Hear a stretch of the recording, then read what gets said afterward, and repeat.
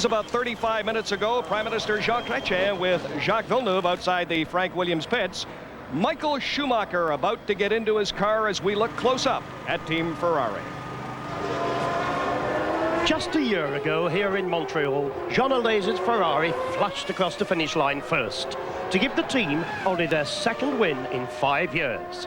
Up stepped Michael Schumacher, twice world champion with Benetton and a winner of 19 Grand Prix. The 27-year-old brought much more to the team than his ability to drive fast.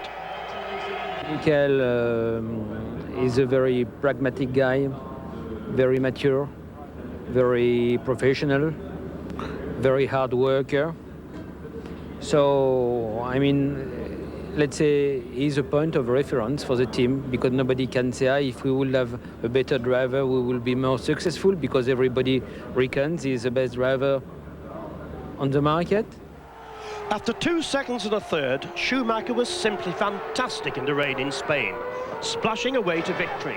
Schumacher fully credits Team Ferrari. I think it would be not fair to put it down to me, to be honest. I think it's a team effort in all respect, and without having such a great team behind me, I'm not able to do the success and the races I have done so far. In my view, the difficulty we had at the beginning of the season, being so late and being so far behind, it's only possible in Ferrari to do such a job we have done, because in other teams there's just not the capacity to do what we had done over winter time, and to get the new car and to do the races like this, and being able to win Barcelona like we did. And I have great respect about the people there in Ferrari, and I believe we together are going to do it. Ferrari is the only team to build its own engine and chassis. It spends most money on development and talent, but it takes much more to build a consistent winner. No, I don't think you buy everything with money. So everything has a value. And I think what we do give for drivers, for engineers, is just the price of the market. They give you the trust, they give you the feeling that they like you and they want to work with you, where English culture is a little bit more cold. Yeah, they take a bit more time before they want to be close with you and they want to be friends with you. And in Italy that goes a little bit quicker. You know immediately where you are, because they're either happy or upset, one of the two. I think what they need is a direction. They need to know what they have to do to succeed, and that's simply it.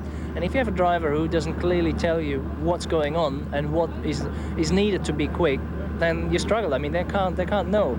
They can find do certain projects, but if the driver can't use these and find other ways after that, then it's difficult for the team. I still struggle to believe about the championship. I believe it's going to be a favor of Damon, unless he makes mistakes, but I don't believe he will do so many. We still not on the top where we want to be, but we will go there step by step. Therefore, I expect hopefully some more wins this year and going for the championship in next year.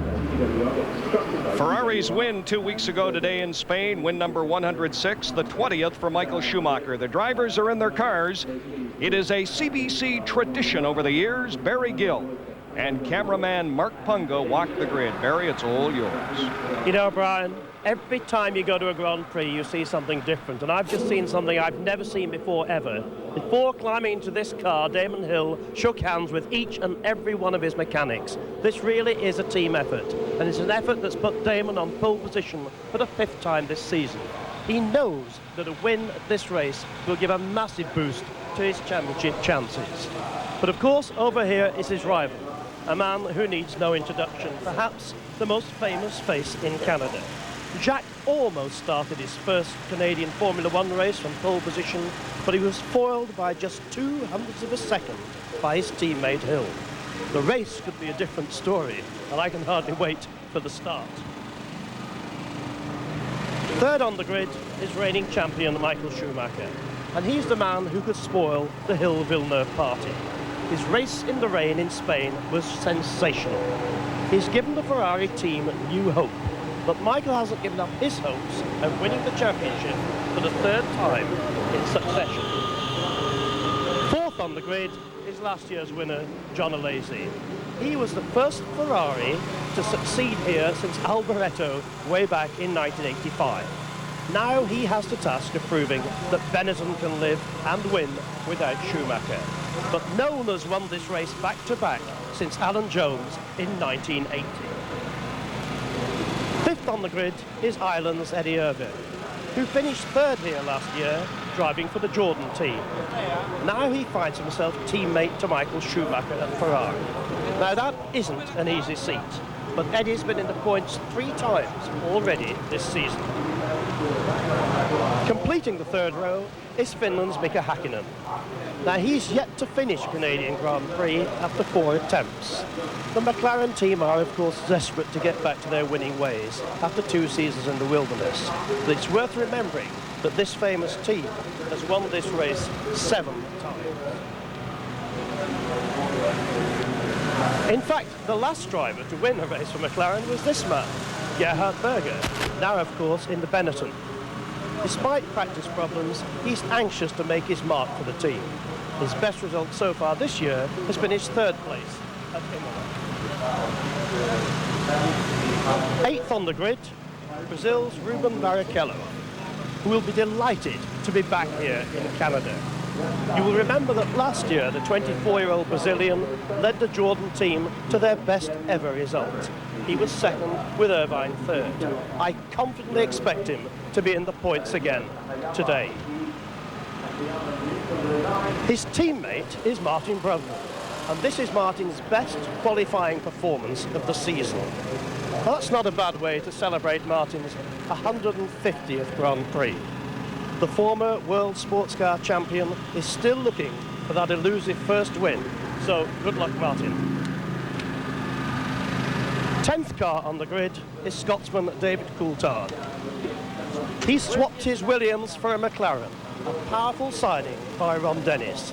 He's already rewarded McLaren's faith by snatching a 2nd and a 3rd place already, so watch out for a lightning start. And now, Brian, we have to make a lightning start off the grid, ready for the action. All right, thank you very much, Barry Gill, as we get set for the cars, Jackie Stewart, to go around and form up for the official start of this 1996 race. Weather conditions a little cloudy right now. It's sunny and cool, though. To me, good conditions for racing. Excellent conditions for racing, and there, of course, is Damon Hill sitting there, no doubt apprehensive, controlling his nervousness. Michael Schumacher does this extremely well. The new nose cone very high, the aerodynamics of that car. Look at all the flaring fiberglass that you're seeing there, composite carbon fiber to direct the air more positively, to allow the downforce to glue that car as much as possible onto the road. This is where the real art of motor racing is today, aerodynamics. And here we're getting Jacques Villeneuve, small adjustments made for him as the wheels are rolled off by the mechanics. And look at the support that Jacques is getting here in the crowd, chanting for Jacques. The flag's flying for him. Jack Todd in the Montreal Gazette today saying this is the most anticipated sporting event in Montreal since the 1976 Olympics. I have been to major events all over the world. Rarely have I seen the enthusiasm, the love, the excitement that has been shown here this weekend for Jacques Villeneuve. No, it's wonderful to see, and as I say before, I've visited many countries where national heroes have raced, whether it's Brazil or Argentina, whether it's the United Kingdom or France, and sometimes, but rarely more recently, Italy. And the passion that you see by a nationalistic crowd is always good. The air temperature, by the way, right now is 20.2 degrees. The humidity is 31%, which are pretty ideal racing conditions. The cloud cover is good, so the engine performances will be crisp. Too much temperature reduces the engine performances. Again, we go back to Damon Hill, the rip-off visors that you see there. It is allowing him, if he is following another car, to remove the oil from his visor and therefore give him good visibility. When we were down on the grid earlier today, you and I, for this opening just a little while ago, it was amazing to me to be reminded of how narrow that front straightaway is. It's very congested at the beginning of a race, and that's one of the biggest problems that we're anticipating for this first corner, which is fairly slow. So don't be surprised if there becomes a heavy traffic jam in even the odd situation. Well, the car is moving away. Is that the Ferrari of Michael Schumacher has yet to go on the formation lap. That is the #1 Ferrari of the two-time world champion Michael Schumacher. And from his in-car camera, he's putting his hand up to say, get the starter going now. The starter's engaging. When he put no, there's something wrong. He's talking on his radio to his team. The starter's been re-plugged back in again. It may well be that there's a clutch failure that he's been anticipating, because it was a clutch failure that he's had on more than one occasion. If he doesn't get out soon, he's going to have to start from the pit lane. If they push him forward, they'll put him back into the pit lane. They're going to try. He's starting up. He's gone. Now, can he move up to the #3 position on the grid? No, he cannot. Now, this will impact on the start, as finally Schumacher is away, and I'll tell you why. On the first row, it's the two Williams of Damon Hill and Jacques Villeneuve behind Schumacher with the power, and of course Jean Alesi, you never know what he's going to do. Let's run down the entire field for you here this afternoon. Damon Hill has 4 wins this year, runner-up in Montreal in '94. Villeneuve 4 times on the podium in 7 starts. Schumacher, a winner here in '94, will start from the back. Alesi, of course, won here for Ferrari. Eddie Irvine on the podium here last year with Jordan. Hakkinen replaced Michael Andretti at McLaren. The veteran Berger, a winner here in '92. Barrichello, a lot of promise for the young Brazilian, his Jordan teammate Brundle in his 150th Grand Prix today. Coulthard, a winner in Portugal last year. How about Panis, a surprising first-time winner in Monaco. Heinz-Harald Frentzen, is he going to Stewart Racing next year perhaps? Verstappen was 6th in Argentina. Salo with the first Tiro, 7th here last year. Herbert, a 2-time winner in '95. The rookie Fisichella in only his 5th start. Japanese driver Katayama in his 69th Grand Prix. Denise 6th the last time out. Another Pedro Lamy from Minardi. Luca Badwar bumped Villeneuve in Monaco. Rosette, another Brazilian with 40, and Andrea Montermini, also with 40, rounds out the field of 22. The big story here is that Michael Schumacher's car did not get away from the grid. It means that he's going to start from the back of the grid. That's tremendous for the spectators, but terrible for him and his World Championship hopes. The vacant on the left-hand side of your picture, the vacant spot of Michael Schumacher, so it will not be filled up, it will be left open.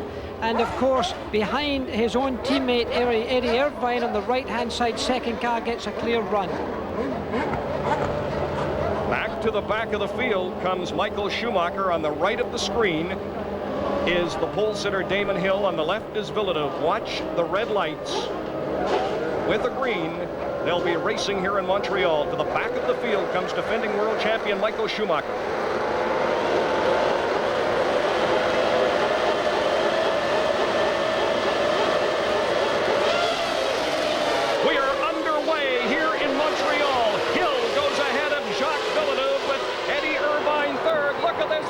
Trying to make a move on Damon Hill. He cannot.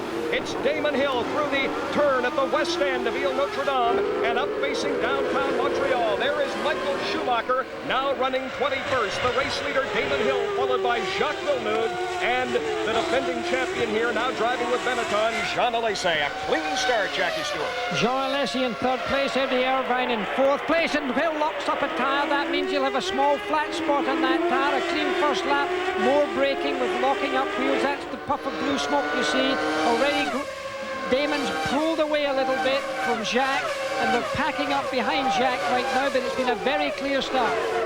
A lot of concern about the start here today. Jean Alesi can be wild at the best of times, but they take Schumacher out with the power, and look at the gap now as they come down to the east end of Ile Notre Dame. There goes Hill. There's Villeneuve, followed by Alesi.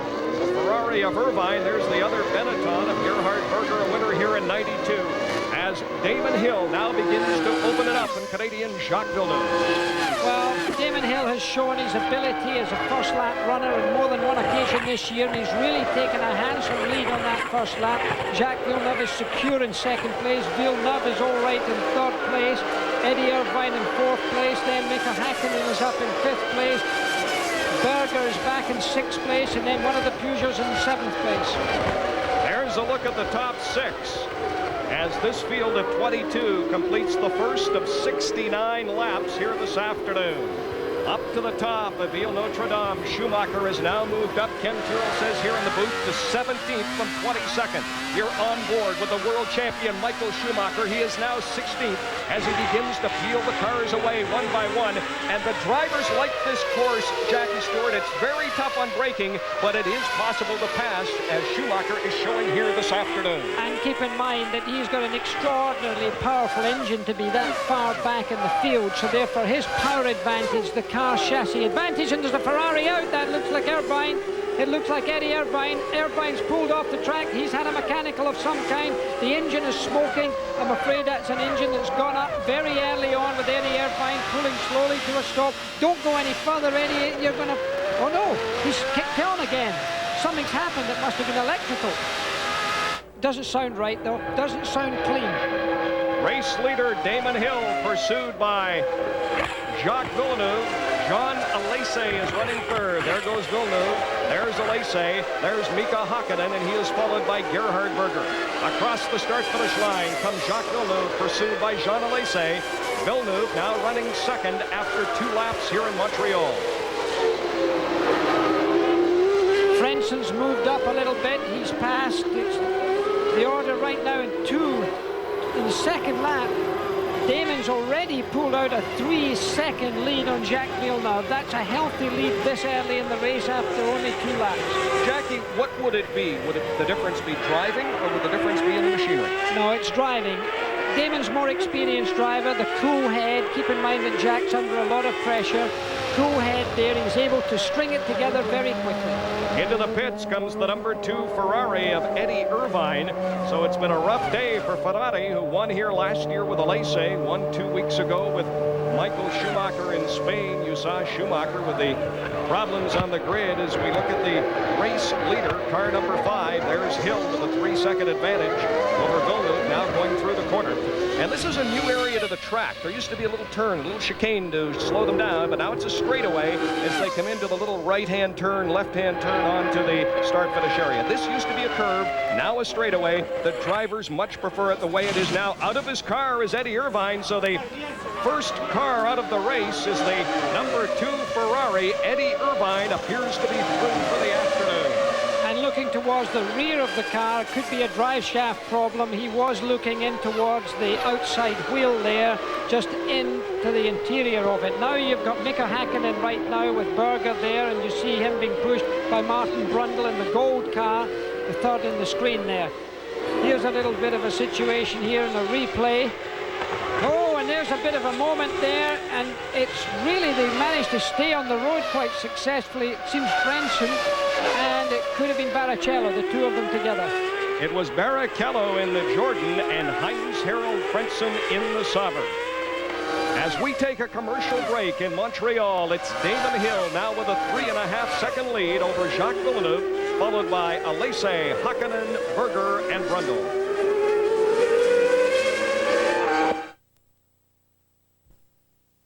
Back live in Montreal on the 4th lap. That is Jean Alesi for Benetton, running third and pursuing the second-place car of Jacques Villeneuve. Alesi, a winner here last year for Ferrari. Villeneuve, right there, car 6. The number 2 Williams, the number 5 Williams, the number 1 Williams is the race leader, Damon Hill. There's Villeneuve, and right behind him, the red tip on the nose of the Benetton signifies it's Jean Alesi. Mika Hakkinen has moved up into 4th place. Gerhard Berger running 5th, so the Benettons are having a good afternoon. Brundle is 6th. Running 7th is Frenson. Barrichello is now 8th. Coulthard is 9th, and Verstappen is 10th. And Jackie Stewart, the gap now just about 4 seconds between Damon Hill and Villeneuve, and Alesi as well is all over Jacques Villeneuve. Well, he is, but he's using his brakes much more heavily than Jacques Villeneuve is, and this is a circuit that historically has been hard on brakes. I noticed that he's gaining whatever ground he's gaining when he goes under braking, so he's allowing his brakes to get a bit of a pasting.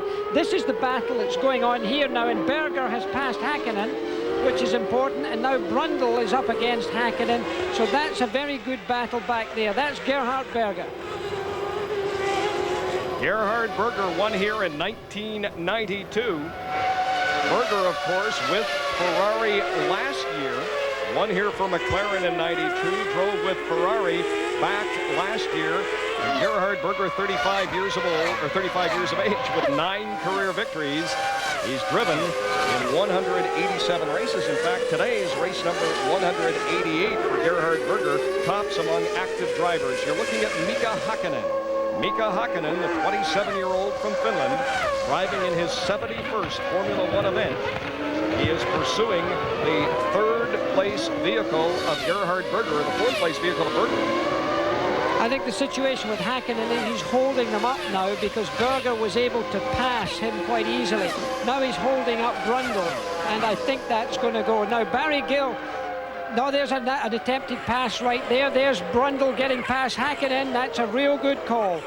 He really comes past it. He did it at the right time, and now he's been pushed very hard from behind by the other Jordan Peugeot, and that is Barrichello. Boy, the Jordan's having a big afternoon here. Brundle and Barrichello now on either side of the McLaren of Mika Hakkinen. The race leader, Damon Hill, now leads Jacques Villeneuve by 4.5 seconds. The Peugeot engines come along very strongly this year, and he's expecting to do well. They as a company are looking forward. There's Frentzen in the Ford engine. He's ahead of David Coulthard, and he's been doing well, so I think we can see some excitement down at that end of the grid. Eddie Jordan looking for his first victory of the year. And Mika Hakkinen had a bad and a very scary accident in Australia. Oh, in Adelaide in November of 1995. He had a terribly serious accident, severe head injuries at one time. There's a suggestion that he passed away, and in fact in the car, and was resuscitated and brought back by the active medical attention of the Australian doctors, which everybody was very grateful for, but my goodness, it looked bleak for a short time. But he certainly is back in form now, but he's struggling today, and here's Barrichello having a look at him. This is from Hakkinen's car as they go through there. He's working hard. This is just going past the pits right now. Look how close Barrichello is. Then Frentzen behind him in the Ford Sauber, and then the teammate of Hakkinen, David Coulthard, is also catching up. I think Hakkinen is struggling. This is where the real battle is now, as Barrichello in the second. Jordan and a spin, one of the Tyrrells. Katayama or Salo. Katayama it is. It's Katayama. Yep. Katayama's had a little nonsense. His rear wheel is missing. Rear wing is missing altogether. Oh, he's come together with someone else. There's another driver there as well, because that's not Katayama. That is Lamy, I think, who stepped out the car. Look, there's a lot of damage done there. There's the other car. This is just coming into the start-finish area. It is Rosset in the second car, so 2 drivers involved here already out of the race is Eddie Irvine. And there they lift the car away as promptly as possible to stop any hold-up on the racing, and they'll get the debris cleared away there. A lot of fiberglass, a lot of bits and pieces. Very quick work now done by the emergency crews here in Montreal. Again, Mika Hakkinen is still managing to keep ahead of Barrichello. He's making another look at him. He's not able to get there, and he's certainly holding people up. The yellow flags are being shown. That's to say, be careful. That's the footwork heart of Ricardo Rosset. Car 17 sitting in the sand, so 3 cars out of the race. Eddie Irvine for Ferrari. Let's have a look. On the left is Katayama. On the right, the red car is Rosset. Oh, well, Katayama came in under braking, and Rosset pulled into the corner. Probably didn't see him or didn't expect it. Katayama hit him very heavily. That car could easily have been upside down. That was a high-speed accident in a very well-defined area where such an accident could occur. Jackie, you told me the other day that's a very dangerous corner. You're afraid something, maybe the car, maybe a wheel, could become airborne. There's a huge grandstand just across from where that accident occurred. I'm not so concerned about that as I was. They're the 2 drivers comparing notes. I'm sure Rosset must be a little upset. He thinks it was Katayama's fault, and Katayama obviously thinks it's not his fault, because he's saying, hey, it wasn't my fault. Meanwhile, race leader Damon Hill has opened up a lead of more than 5 seconds on Jacques Villeneuve. So Hill as he comes through the start-finish area, is the race leader by over 5 seconds. That is young Ricardo Rosset. Drives for the Footwork Hart team. He is out of the race, along with Ukio Katayama driving for Ken Tiro. Now the gap between Alese and Berger is 3 seconds. And in fact, Jacques Villeneuve is pulled away a little bit.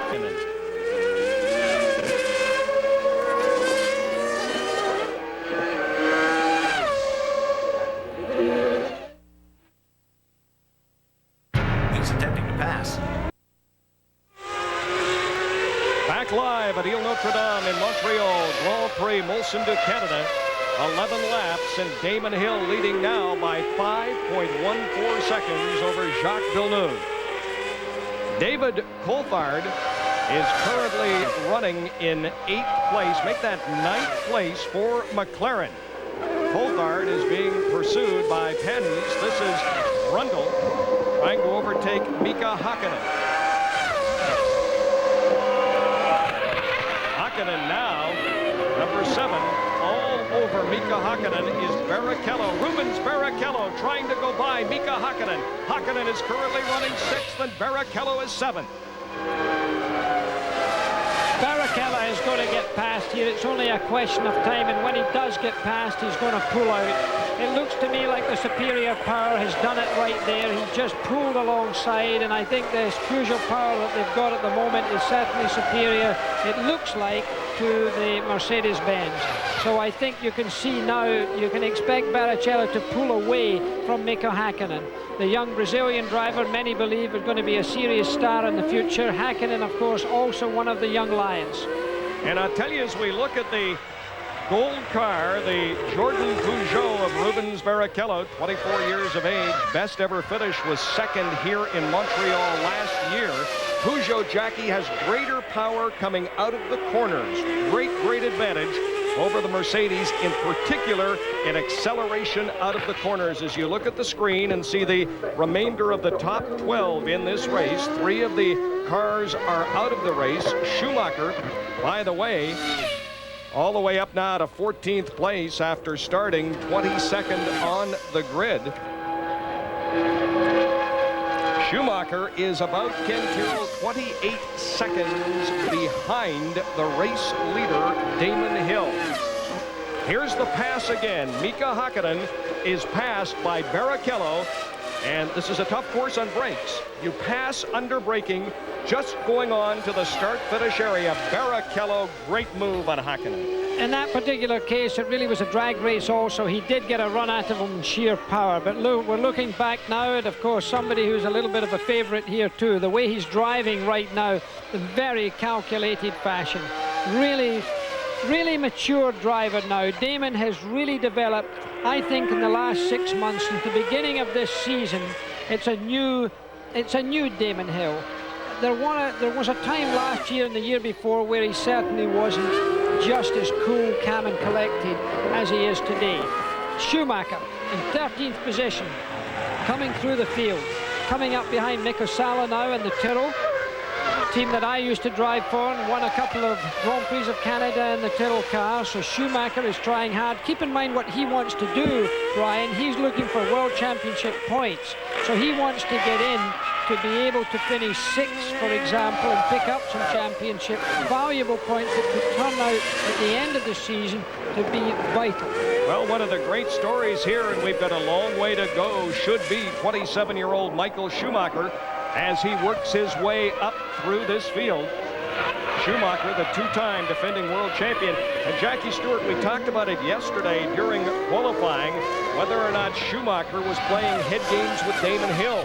Michael Schumacher told us on Friday here in Montreal, this race, the 8th of 16, is pivotal in the race for the World Championship. He says if Hill wins today, it's all over. And I think a lot of people, including some of the Williams people, figuring he was trying to put some pressure on Damon Hill. Well, I don't think he needs to worry about that. Damon's got that under control. Now, right now, Johnny Herbert's under pressure right there from Mika Sala, who, of course, with Schumacher coming up in him, these 2 drivers in front of Schumacher don't want to give any space up for each other because they're in this motor race as well. And even if it's of the Swiss-based Sauber team, there is Salo in the Tyrrell car with the Yamaha engine. and of course the Ferrari thereafter. Now you're talking about Ferraris. Ferrari, the other Ferrari, the first car out of the race, that's Eddie Irvine, and he is standing by with Barry Gill. Barry? Eddie Irvine, this is the last thing I wanted to do, to be talking to you by the lakeside instead of at the end of the race. What happened? I don't know. Well, the front right-hand push rod snapped. Why? I don't know. What speed were you doing at the time? 130 miles an hour, something like that, maybe. That must have been a little bit of a shock, mustn't it? It was a shock that it snapped, because these things never snap, but it was no big deal. The car keeps going straight, so it's... Eddie, I'm really sorry, because qualifying, it looked as if things were getting better for you.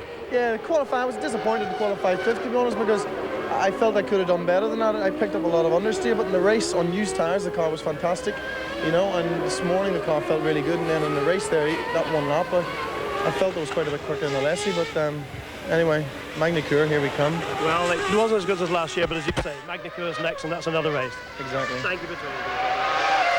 Eddie Irvine and Ferrari, the first car out of this race.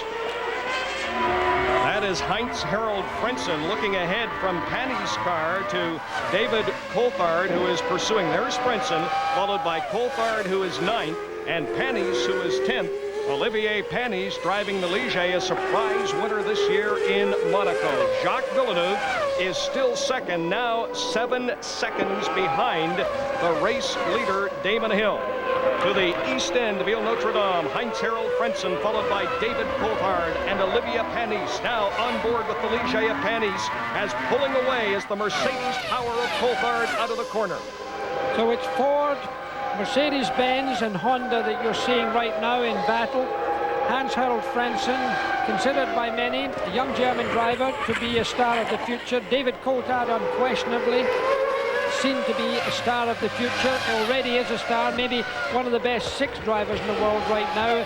Olivier Panis, not credited to being quite there yet, but his win in Monte Carlo certainly put his stock up. As you can see, our leaders there at the bottom of your screen: Hill, Villeneuve, Alessi, Berger, Brundle and Barrichello. That means 5th and 6th is the Jordan team, working together with Hakkinen, Frentzen and Coulthard, then Panis, Herbert and Salo, down to 12th place in this race. An eventful race, a safe race, coming together with Katayama and with Rosset already, nobody injured in that, we can all be thankful for. And there's a look at race leader Damon Hill. Hill, you can always tell the Hill-Williams, if you look below the nose, you'll see the 2 posts, they are painted red on Hill's car. They are white on the Williams, and they're in the distance. Look at the difference. Here is Jacques Villeneuve, who is running second. Let's stay with Villeneuve for just a minute. And there is the 3rd place car of Jean Alesi, followed by Gerhard Berger, and Barrichello is now 6th. And as they cross the start-finish line, this is the 3rd place vehicle, the 3rd place Benetton of Alesi, followed by his teammate Gerhard Berger. So it's the Williams running 1, 2, and the Benettons running 3rd and 4th. Interesting that Jacques Villeneuve has just posted the fastest lap of the race. That's a new one for him. Just in his last lap, created a 1:22.857. Jacques is on the chase. Well, he is still more than 6 seconds behind Damon Hill and 5 seconds ahead of this car, the Benetton of Jean Alesi. You are watching live coverage of the Grand Prix Molson de Canada on CBC.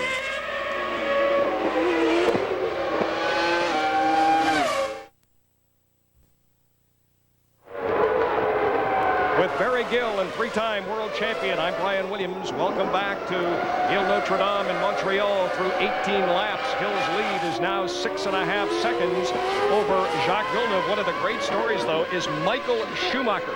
He is currently pursuing the Tyrrell of Salo, and he's also pursuing Johnny Herbert. Now, Herbert in the Sauber Ford. There's Herbert, then the white-nosed car of Salo, the Tyrrell, and there is the Ferrari. This is an amazing story. He was to start 3rd on the grid in the 2nd row, had clutch problems, went to the back of the field, and continues to work his way up. But he's not actually working his way up too well. As we go to a real battle that's taking place right now between Jean Alesi and Berger teammates, Schumacher's still back in 13th place. He hasn't been able to get past Salo and Herbert. He's been behind them now the same distance for 5 laps. So something's either softened his performance, or the aerodynamics don't like being behind another car. This race, however, is impressive because Berger has really caught up Alesi very quickly. Jean Alesi, 32 years of age, the first car you see, pursued by his teammate Gerhard Berger. Damon Hill has just turned in the fastest lap, and the gap between Hill and Jacques Villeneuve is now 6.6 seconds. I think the outstanding thing here that we're recognizing, although we're seeing the Benettons in our picture right now, is the domination of the Williams team so far. It's been so from the beginning of the season. The car is truly the best racing car in Grand Prix racing today. The combination of the engine and the chassis, as well as the drivers right now, are allowing this team to be truly superior. This is the battle for third place. There is the third place car of 32-year-old Jean Alesi. His teammate Gerhard Berger, who won here in 1992 for McLaren, pursues him. The race leader, Damon Hill. Villeneuve is second. Alesi there third. Fourth is Berger. Rundle is running fifth. Barrichello is sixth. Hakkinen is seventh. Frentzen eighth. Coulthard is ninth. And Panis, the winner in Monaco, is running in 10th place. Down to complete another lap come the Benettons.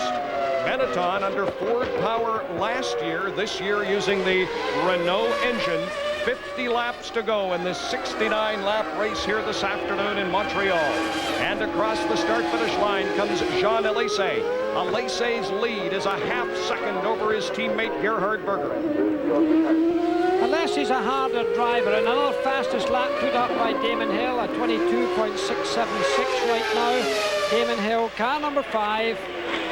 On lap 19, he seems to be able to dial it in, and it's a while since we've seen young Jacques. There he is, working hard. He's now 7 seconds behind his teammate, and he's getting through traffic right now.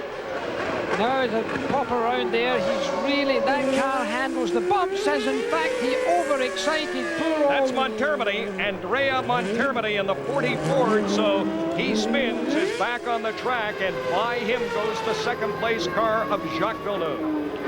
Well, Jacques took that in his stride. It could have been a distraction to him, but I think Montermini may well have been looking in his mirror just a fraction too long there because it just got loose and he lost it.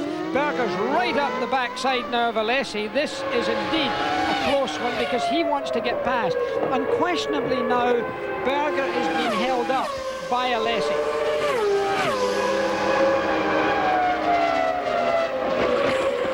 Across the start-finish line comes the number 6 car, Jacques Villeneuve, 25 years of age, with a win at Nürburgring in the Grand Prix of Europe.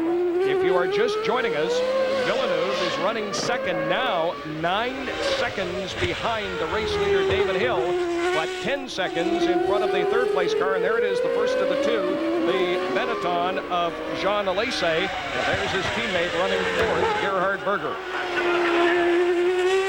Jacques driving obviously a cool race. Keep in mind there are going to be pit stops in this race, and you can lose in a pit stop just the sort of lead that Damon Hill has now. Best lap you can see being done by Hill, and the best lap being done by Villeneuve. You can see that he is, and then we have another one. Fisichella is in for a pit stop. Driver who's come through from Formula 3 very successfully. So Fisichella is into the pits. Giancarlo Fisichella in the Minardi Ford as we go back out with Jacques Villeneuve, who is running second, 8.9 seconds. Look at this. Berger, the fourth-place car, still cannot get by his teammate Jean Alesi. And it's allowing Martin Brundle to close up on both of those cars. I repeat what I said earlier. I think Alesi is holding up Berger. I spoke to Berger last night, and he thinks he can get a podium finish out of this race, and that's what he's trying for right now, because if he passes Alesi, he's going to be third as the race standings are at the moment. Well, as the race stands now, it's Damon Hill leading by now 9.5 seconds over Jacques Villeneuve, running third. Alesi, Berger is fourth, and into the pits. Into the pits comes Rubens Barrichello. Barrichello currently running seventh.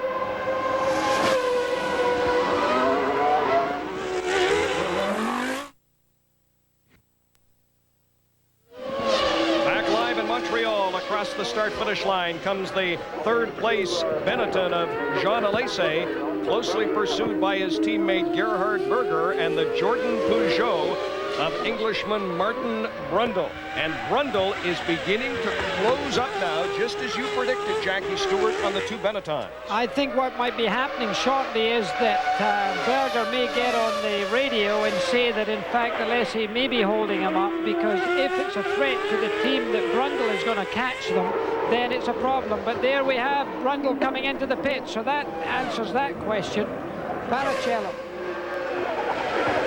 It's Barrichello that's back in the pits. He's already been in the pits once, so he's come back in again. And back out on the track, the two Benettons pursued by Brundle. That is indeed Barrichello back in the pits for the second time.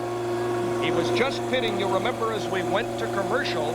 Barrichello was up in the top 10, has now dropped down to 15th place. Villeneuve is now trailing Damon Hill by 9.7 seconds. There is the second place car of Canadian Jacques Villeneuve as he crosses the start-finish line, nearly 10 seconds behind the race leader, his teammate Damon Hill. Villeneuve, though, with a big 12-second lead over the third-place car, the Benetton of Jean Alesi. So the story here this afternoon has been all Williams.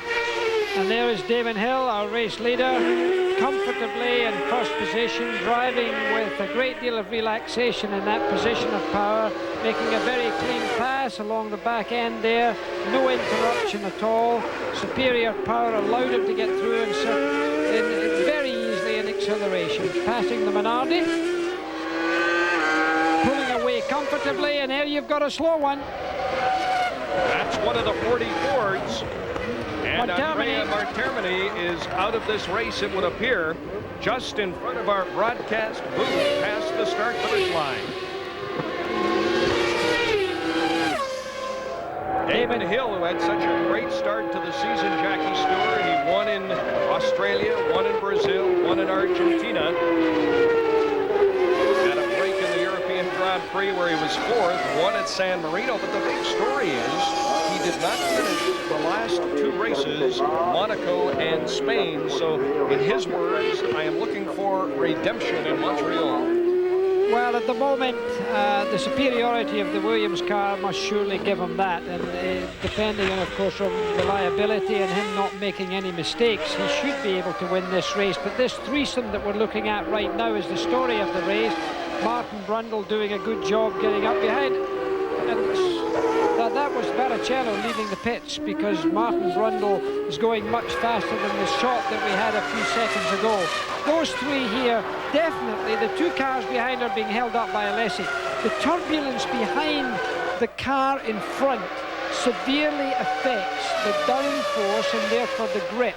Here you've got one of the Ligiers in here. Panis comes in, the Grand Prix winner in Monaco.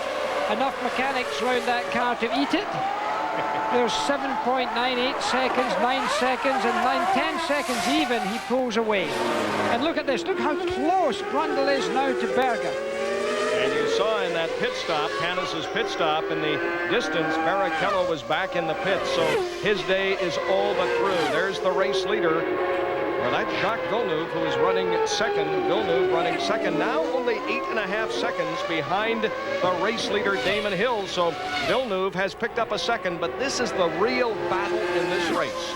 The numbers 3, 4, and 5 positions. There's Alesi, Berger, and Martin Brundle, and Brundle is about to make a move. There's Brundle's teammate, his Eddie Jordan teammate Barrichello, out of the car and through for the day. And in fact, it looks like Berger's gone slightly off the...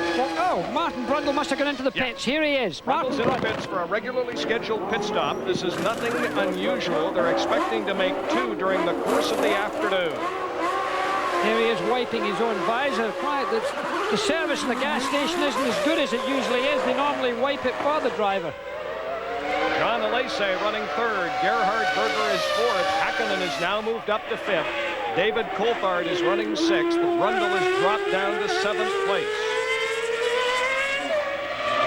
Damon Hill through 25 laps with a 9.1 second lead over Villeneuve. Here's Alesi. Alesi leads by 1/2 second over his teammate Gerhard Berger. They are the numbers 3 and 4 cars respectively.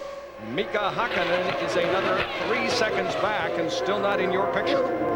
Now this is where strategy plays a very big part. Look at the 57-second gap from Hill to Schumacher. Schumacher is not improving things at all. He's cruising round there by his normal performance. He's got himself into 9th position now, but that's mainly been due to pit stops. There you are, there's your leader there. Now, we got to look, because this is where strategy plays a part. If the cars are going to do 2 stops, they should be coming in within the next 2 laps. If they're going to do only 1 stop, then they're going to go on for a good many more laps. So let's pay attention to this, see if Villeneuve... That they don't want a lot of fuel on board, because this is a tough course on brakes anyhow, and the more fuel you put on board, the tougher it is on the braking. Well, the more fuel you have on board, the heavier the car. The heavier the car, the more temperature gets into the brakes. They're composite carbon fiber brakes, and you can see now that Damon Hill has stretched his lead to 10.7 seconds over Villeneuve, and he's now just done. Hill has now done a new fastest lap of 1 minute 22.396. It really is a question of the brakes being the big issue. Mechanical reliability, it's the only exposed area. If a driver overdoes the brakes, overcooks them, even Damon Hill does it, it could be that it could be his Waterloo for this event. So he's going to be very conscious of how heavily he is on the brakes, how long he's on them. And the Williams pit is ready now. Ken Tyrrell says it'll be interesting to see just who comes in first, whether it's the race leader Damon Hill or the second place car, now nearly 11 seconds back. There's a look at the Williams pit.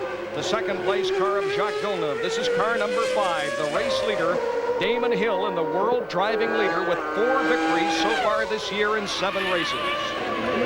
Damon Hill, in a cool and calculated fashion, if he is coming into the pits, he'll have been communicating the fact to his pits through a radio system that they use that goes into his helmet. He won't be doing much talking. They'll be telling him what they want to do, and if he feels he wants to come in, he will certainly do the same. Is he going to come in? And indeed he is. So here he is in the pits, our leader. Now everybody's got to be on their toes now. Any mistake now could rob Damon Hill of a lead. Look at the clock on the right-hand side of the screen. See how long the fuel takes, and there he goes, 9.4 seconds, a quick pit stop. Very slick indeed. And Jacques Villeneuve has just taken the lead. There is the race leader. Villeneuve is back out onto the... Villeneuve has yet to come in for his pit stop, so the timing will be crucial. Villeneuve second in the first race of the year in Australia. He was second in Argentina and, of course, won his first ever Formula One race in a tremendous battle with Michael Schumacher at the European Grand Prix in Germany. It would be fair to expect him in on this lap or the next lap, because they'll both be doing it, and he's not coming in this lap. He's going to do 1 more lap. They're not ready for him yet. They're clearing up the last pit stop. So it could be that he could be going for a 1-stop race. It's important now for us to keep an eye on Jacques, because it's possible the fact that Damon was able to take such a healthy lead from him, that in fact Jacques Villeneuve started with more fuel in his car than Damon Hill. It's possible that we've got a strategy going here. And the difference is just under 7 seconds. That would be a most interesting strategy, because Hill said earlier this week, look, we drive for the same team, but believe me, we race against each other. And the driver would have a lot to do with his own strategy. Damon Hill is out now with fresh tyres, so the tyres will be faster than used tyres, but he's carrying more weight. So it's all a question of what you prefer to do. The race leader is Jacques Villeneuve. Car 5 is Damon Hill. Hill now closing up ever so slightly. He's gained 0.3 of a second. There's car 5, the second place car of Damon Hill. That battle continues. We were showing you earlier, Lacey and Berger, the difference is under 2 seconds. Kenneth Tyrrell, our statistician here, son of the famous Ken Tyrrell, tells me that on the last lap, Damon Hill was 2 seconds slower than Jacques Villeneuve on the last lap. So the heavy tank and the new tyres, he hasn't got it together yet, and therefore he was 2 seconds slower than Jacques. Now that's quite important. This is Jean Alesi, who is running third. Berger gets by the Minardi. Berger goes by Lamy, so Berger is fourth as they pass the back marker. The real race here today so far, and the best race of the day, has been for third and fourth place. There is the number 7 McLaren of Mika Hakkinen. David Coulthard, his teammate, right behind him. So the Williams run 1-2. The Benettons run 3-4. And how about this? The McLaren's running 5-6. I don't think the McLarens have yet been into the pits. And, of course, Martin Brundle has been in the pits, so I think that might change. But this is a very important period in the race. And Jacques Villeneuve, I keep saying Gilles, for all those years I've been along with his father, it still keeps popping out from time to time. Well, it'll be interesting to see whether or not he comes in, and it appears that if he does not come in, it means Villeneuve is going with a one-stop strategy. And Villeneuve does not come into the pit, so this is most interesting. And before going to commercial, again, Jackie Stewart, you say the driver would have some input into that strategy. Totally. It would be a question of him with his engineer, and I think it's a very wise move in any case that both cars would not have the same strategy. But I think now that you have got the potential of Jacques Villeneuve winning this motor race, failing, of course, mechanical, he hasn't been in the pits yet, so he's not having a very exciting race, but he has passed Frentzen. So as we take a commercial break in Montreal, it's Jacques Villeneuve now leading by 7.2 seconds over Damon Hill, followed by Alesi and Berger. Back live in Montreal, there is the race leader, Canadian Jacques Villeneuve, now leading by 7.1 seconds over Damon Hill. And Jackie Stewart, the strategy, fascinating here this afternoon. We figure here in the booth, our statistician Ken Tyrrell Jr. says with a one pit stop race, he figures that Jacques Villeneuve should come in about 3 laps. Now, when he comes in, Hill could retake the lead, but remember, Damon Hill is on a 2-stop race. We're assuming that he's on a 2-stop race. It is possible that he could stretch the elastic and try to go for a 1-stopper, but stopping that early would suggest the Williams, I believe, don't have quite the same fuel capacity as some of the other cars. So I believe that it could be that Villeneuve's strategy here could really take him home. So it's really a question of what really we don't know. I wish we had a radio link to what's going happening here with the Williams pit, because then we would know if Damon is going to have 2 stops or not. Well, perhaps we can get someone in the truck to send Barry Gill down and simply find out, ask whether or not they are planning a 1-stop race for Damon Hill as well as Jacques Villeneuve. There you see the Benetton of Gerhard Berger. He is running 5th. There's his teammate, the lead car. That is Jean Alesi. Now, Alesi is ahead of the Minardi. Now, Berger's gone by the Minardi, so Berger will get a chance once again to move up on his 3rd-place teammate, Jean Alesi. Well, he was a lot closer, and he seems to have dropped back and accepted the fact that Alesi's going to have that bit of a lead. So we'll have to wait. They're obviously doing the same strategy as Villeneuve because they haven't been in the pits either. So it's just a question of how much fuel they're carrying and how long they can go. The big question mark is still over Damon Hill. He wants to win this race, but whether he can do it by stopping twice, if he has to stop twice, is going to be the big question of the day. And they're ready for Jacques. The Williams team are certainly out in force. They've got the army there, and you'll see him coming into the pits. I suspect in this next lap, they're going to have to work all over that car, not make any errors of judgment. My goodness, can you imagine a Canadian leading the Canadian Grand Prix coming in for a pit stop? If it were not less than perfect, there would be some criticism. Well, the race leader, Jacques Villeneuve, at the east end of Ile Notre Dame. And he now comes up along the top of the course. It won't be long until Villeneuve comes in. We believe, again, Villeneuve on a 1-stop race, and now looking on board with the race leader, Jacques Villeneuve. And the amount of wheel movement you were seeing there kicking through is quite considerable. The amount of fight in the wheel, the effort of a racing driver. He is really an athlete, very fit indeed, very good cardiovascular numbers.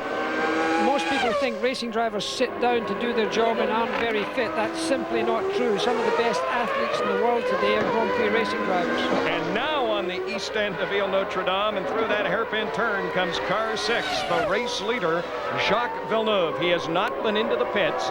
He leads his teammate Damon Hill by 6.9 seconds. You saw the Williams Army ready, as Jackie calls it, for Villeneuve, and no, he is not coming in. He stays out, and down through the start-finish line comes 25-year-old Jacques Villeneuve. If we can hold this shot for just a minute. Jackie, talk to us about the pressure on the neck and the pressure in the car. Yes, racing drivers have got very thick necks. A man of his size and weight would have a much thicker neck than any normal individual. With the head forces being used up, the G forces can get up to 5, and there, by the way, is the Beneteau in, and you can see that enormous amount of movement that he's getting. We're looking at the pit stop now of Berger.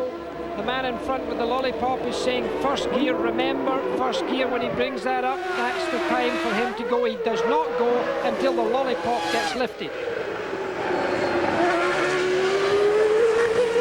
Back out onto the track comes Gerhard Berger, who is now dropped down into 6th place. Villeneuve is the race leader. Jean Alesi, you're looking at Berger, he is 6th. Villeneuve, the race leader. Hill is 2nd. Alesi is 3rd. Mika Hakkinen has now moved up to 4th. The other McLaren, Scotsman David Coulthard, is 5th, and Gerhard Berger is running 6th. The race leader, car number 6, is 25-year-old Jacques Villeneuve. Well, whether he comes in this time, let's have a look. The end of this straight, here he goes. Here comes the pit stop. Now, the timing will be crucial. The time you see on your screen, plus Ken Tyrrell will give us the total time from the start of the stop. And there you see from the driver's point of view, an impatient driver in the gas station right now.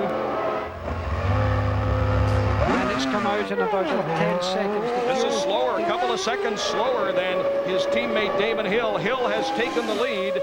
Villeneuve has dropped down to 2nd, make that 3rd. Jean Alesi has just gone into 2nd place.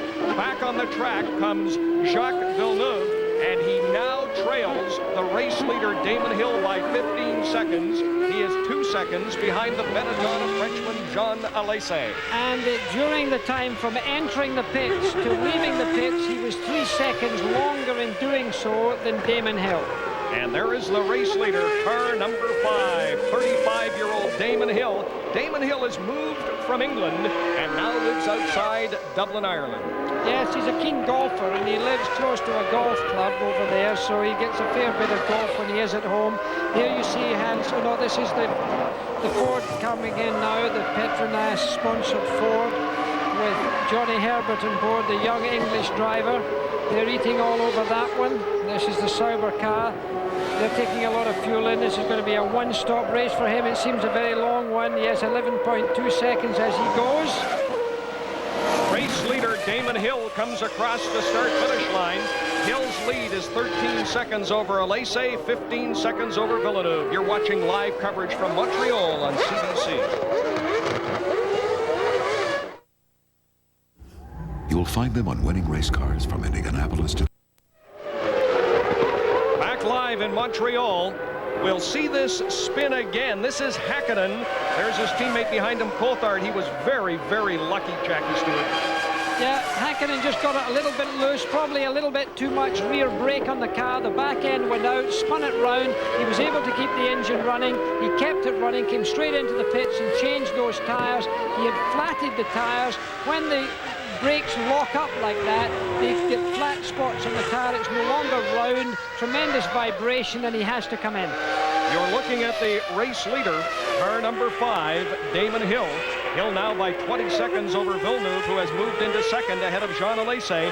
Villeneuve moved into 2nd place when Alesi hit it. So the top 10, as you see on the screen, the top 6, Hill, Villeneuve, Alesi. Coulthard has moved up, and Hakkinen, that's the spin we showed you. He drops down to 8th place. And Michael Schumacher has now moved up to 7th place after starting 22nd on the grid when he had clutch problems prior to the warm-up lap. but he has not pitted yet. Michael Schumacher and David Coulthard are the only drivers who have not been in the pits. So Michael Schumacher will drop back when he comes into the pits. 35-year-old Damon Hill with 17 career victories today, driving in his 59th Grand Prix.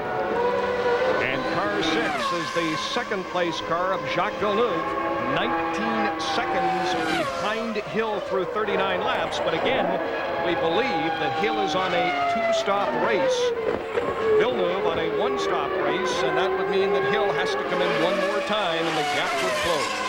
And also, incidentally, the Ferrari pitters seem to be almost ready for Schumacher to come in, so we can expect that to happen. Not that it's going to have a great effect in this race. It is important for this young man, however, that his strategy tells us that he's going to have one stop. Here's David Coulthard. He has not been in the pits yet. David Coulthard at the moment lying in 3rd position. He's going to come into the pits. A good Scotsman trying to get over the loss of Scotland against England at soccer yesterday, which was a national tragedy. Is there anything as such as a bad Scotsman? Coulthard is 25 years of age, has one win. That was in Portugal last year. Today he's starting his 33rd Formula One race. His best finish this year, he was 2nd in Monaco. Michael Schumacher has moved up to 7th place, and if you're just joining us, the 2-time world champion had clutch problems as they started the cars to come around. He was due to start in the number 3 position, and as a result, had to start at the back of the field. And now here he goes, being outbraked, but why? My goodness, by Panis. This is a real little wrestle here. It looks like Panis has got through. It looks like he's done the job. That was fairly busy. You know, there was the world champion just been given a pasting.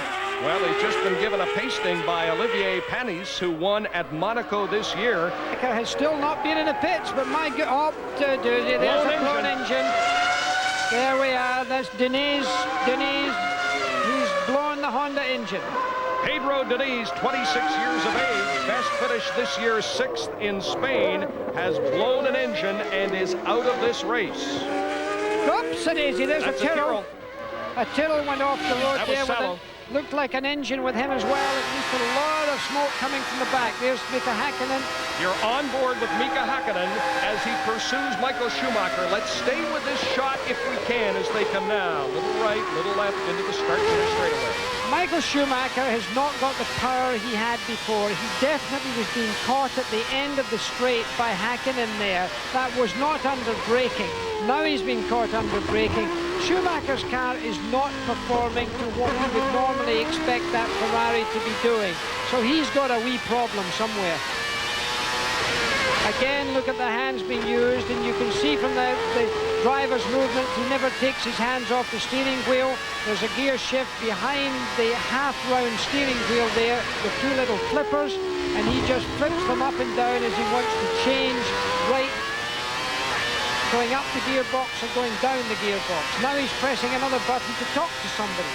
The left-hand thumb went down there. He was pressing a button probably to speak to his pit, because of course he was very good place to do it on a straight line. You don't want to be distracted. He's having another press at another button. Strange what he's doing there. Coulthard's in the pits, by the way, the teammate. Oh, and look how close he's got behind Schumacher there. David Coulthard's been in the pits, so he's given away his 3rd place. And Schumacher's intending to come into the pits. That's David Coulthard leaving the pits. Schumacher will have to come into the pits fairly soon. Looking in his mirror there, you saw his head cocking to the right, and he's gone into the pits. Into the pits comes the defending world champion, Michael Schumacher. So Schumacher will drop down. At the front of the race, it's still Damon Hill now by 21 seconds over Villeneuve. Alesi is 3rd, another 20 seconds behind Villeneuve. Berger is running 4th, Brundle 5th. Schumacher has now dropped down to 8th, 9th place as he comes back into this race. Well, I think Schumacher must have been having a bit of a chat on his radio when he was in the pits. May still be chatting to them, and something was dropped off the back of that car. It looked like a drive shaft. It looked like a drive shaft. It certainly seemed a long shaft, and it could well be that he's lost drive. Let's keep an eye and see They may have hit something, I don't know, but something certainly was disrupted. Look, it looks like a drive shaft. That's what I don't know whether that was in the pit lane or whether it came off of his car. If he's still going round the track, it's certainly not a drive shaft.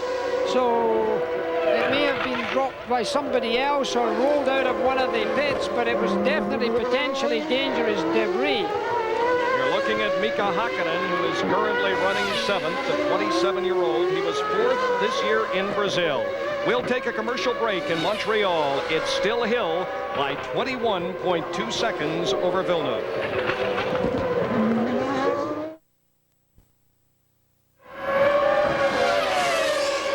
Race leader Damon Hill, as Gerhard Berger's Benetton was just lifted off this course. Berger spinning, he is out of the race. His teammate Alese is still running 3rd. It looks like Michael Schumacher is out of the race. What we saw dropping off of that Ferrari was almost certainly the cause of it. I noticed that only one wheel was spinning when he had wheel spin. The right rear wheel was spinning, the left rear wheel wasn't spinning. So Damon Hill by 22 seconds, leads Jacques Villeneuve. Running down the top 5, it's Hill, Villeneuve, Alese, Brundle, and David Coulthard. And that was on lap 44. They've now done another lap by then. But let me tell you this, the last time Damon Hill came into the pits, it took him 27 seconds from the entry of the pits to the exit of the pits. He's now only 22 seconds, nearly 23 seconds in the lead. That means he's going to go out a minimum of 5 seconds behind Villeneuve if he comes in for another pit stop. And that's assuming that he makes a very good stop. But again, that is assuming, and it looks like he is on a 2-stop race, but you're saying he may pull the elastic tight and try to stay out with 1 stop. The strategy will be absolutely fascinating. Remember, lap 45, this is a 69-lap race here in Montreal this afternoon.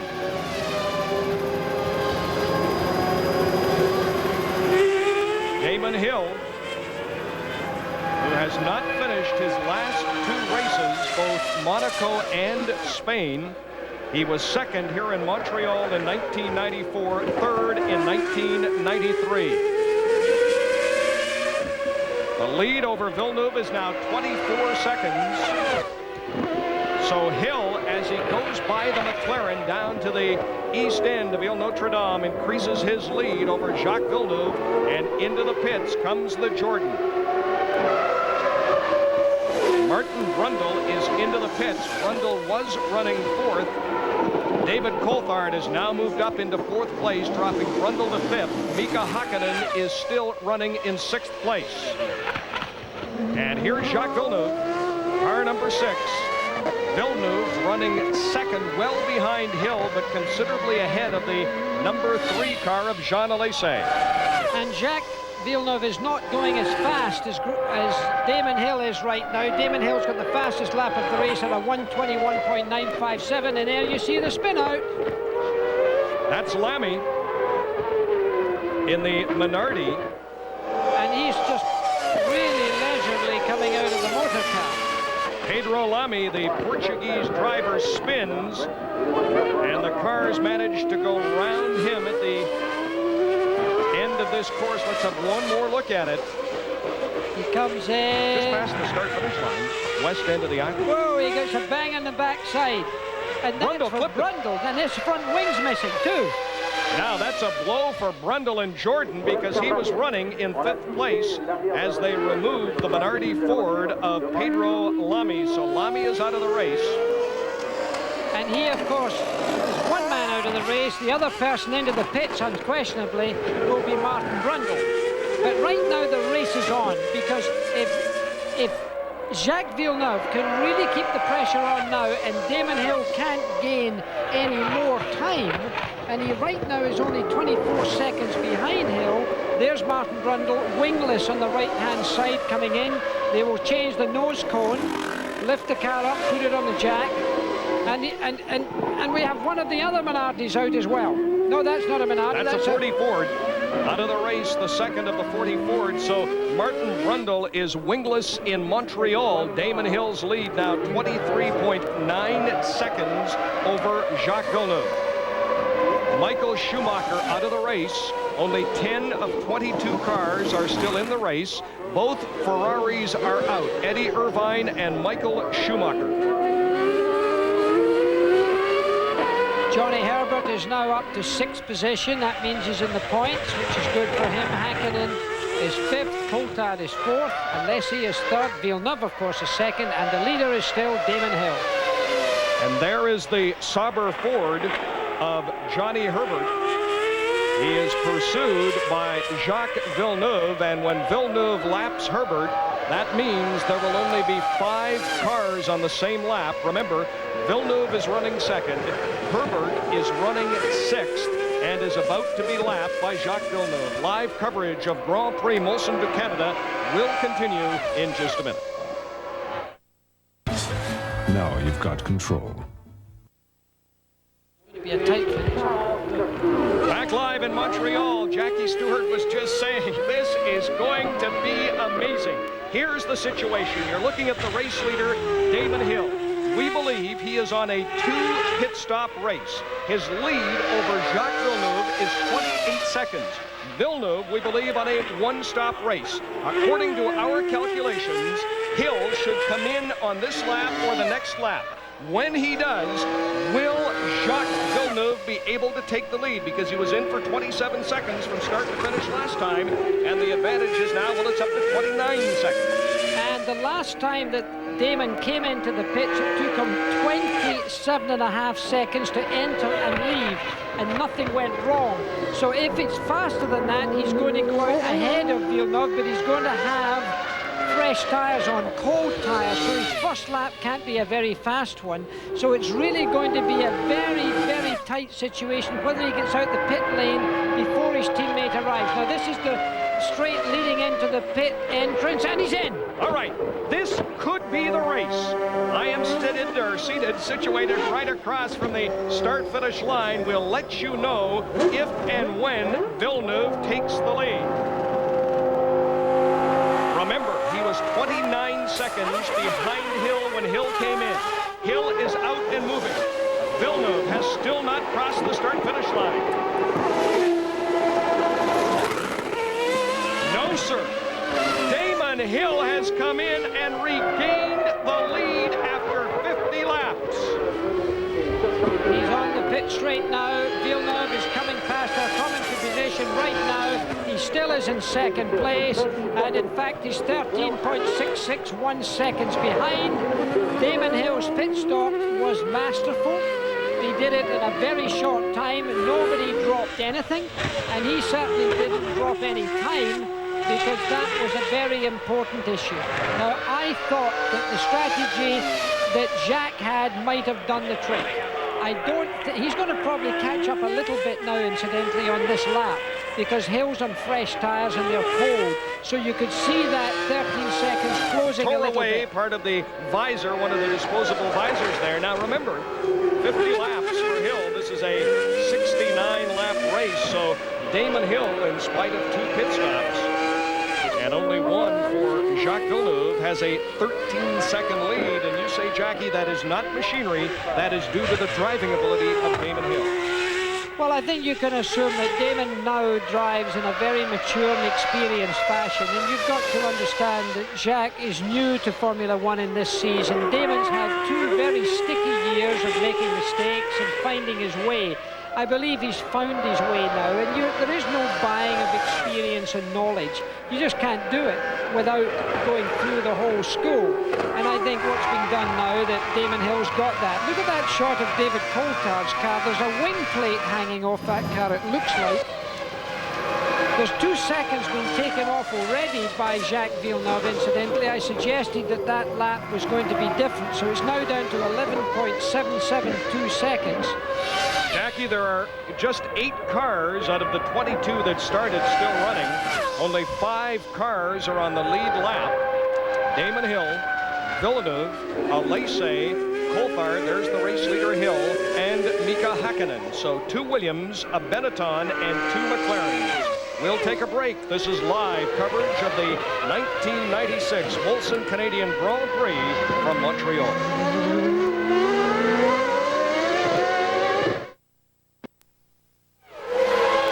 Back live in Montreal, Martin Brundle making a pass on Johnny Herbert. Brundle in a Jordan with Peugeot power, going by Herbert in the Sauber Ford with Barry Gill and Jackie Stewart. I'm Brian Williams. Hope you're enjoying this race today. Damon Hill with an 11-second lead over Jacques Villeneuve. Alesi is running third. Coulthard is fourth. Hakkinen is fifth. Brundle is sixth. Herbert is seventh. And the last car running, remember 22 started, is the 8th place car of Giancarlo Fisichella, driving for Minardi Ford. Michael Schumacher, the defending world champion, is out of the race. Let's check in with Barry Gill. Michael, when we talked to you for Canadian television, you were saying this was going to be a very important race for you. The start couldn't really have been worse, could it? Yeah, to work 2 days very hard, to have a good position, and then sit on the start and the engine doesn't start up, everybody is passing you. It's one of the worst moments you can have, but I would think that's racing. What happened when you left the pits? Jackie Stewart seemed to see something fly off the back of the car. Yeah, a drive shaft flew off the car. But you still managed to get around the circuit. Yeah, I had one drive shaft left, but it was rather funny to go on the acceleration because the car wanted to turn into a corner where there was no corner, so I rather came in. Well, Michael, best of luck when you get back to Europe, and thank you for talking to us. Thank you. Thank you, Barry. And Jackie Stewart, you were right on. It was a drive shaft. Yeah, it's a fairly big object and extremely heavy. It fortunately flew in the way that it did. So that could have caused all sorts of trouble to lots of people had it gone the right way. 15 laps remaining as you look at Jacques Villeneuve running second. Let's have a look at it flying off. And look, a washer came off first of all, and there's the drive shaft just in the center top end of your photograph or your picture there. And that's a, you know, you just don't lose a drive shaft that easy. And of course, we saw one wheel spinning heavily and the other one not. Now we're back in the, really looking at the driver. You see the pipe that's going into the bottom, a tube going into the bottom of his helmet. That's for him to have a refreshment while he's out there. There's a little pump, he presses a button. There it is there again, you can see at the bottom, you see that tube running round? That allows him to press a button, and then it goes, fluid comes into his mouth, allows him to stop dehydration in the very hot climate, and gives him some freshness in his mouth. Jacques Villeneuve now trailing Damon Hill by 10.4 seconds. Michael Schumacher, as we look at Villeneuve, Jacques Villeneuve running second, considerably 25 seconds ahead of the third place car of Jean Alesi, and that is the Minardi of Fisichella that he is about to pass down through the start-finish area. Fisichella is in 8th place, only 8 cars running, 14 laps to go. You're on board with Jacques Villeneuve. And incidentally, there are only 8 cars left. Yep. 8 cars left in the race. And the lead is now, the interval's down to 9.4 seconds. Jacques Villeneuve is catching Damon Hill. Now, is Damon Hill cooling it a little bit, making sure he's going to finish this race to win it and pick up valuable World Championship points? Or is Jacques Villeneuve really got the pressure on? And in fact, is he doing the job that he set out to do to try and win this Grand Prix in his own country? There's the race leader, Damon Hill, as he pursues Mika Hakkinen. You're watching live coverage. Grand Prix Molson du Canada on CBC Sports. Back live in Montreal with 13 laps to go. The race leader, Damon Hill, pursuing David Coulthard. Or that is Mika Hakkinen he is pursuing as they come across the start-finish line. That means there will be 4 cars on the same lap with 12 laps to go when Damon Hill passes Mika Hakkinen. The lead is down to 9.1 seconds. Villeneuve is definitely catching Damon Hill. Is Damon Hill taking it quietly, or is he still hard on it? He's got to be careful how he passes Mika Hakkinen. He's got to be careful he doesn't wait behind too long. On the other hand, he can't be too impetuous. On board with Damon Hill, if we can hold this shot as he pursues Mika Hakkinen. We lose the onboard camera when the cars go underneath the bridges as it's fed up to the helicopter, transmitted back down to your homes. He's looking for a place to pass. Oops, it is. Be careful, boy. Yep, in he goes. Clean pass. Damon Hill passes Mika Hakkinen. There are 4 cars on the same lap now. The race leader Hill, Villeneuve, who is second, Alesi, the defending champion, who is third. There's the gap between first and second, and the McLaren of David Coulthard.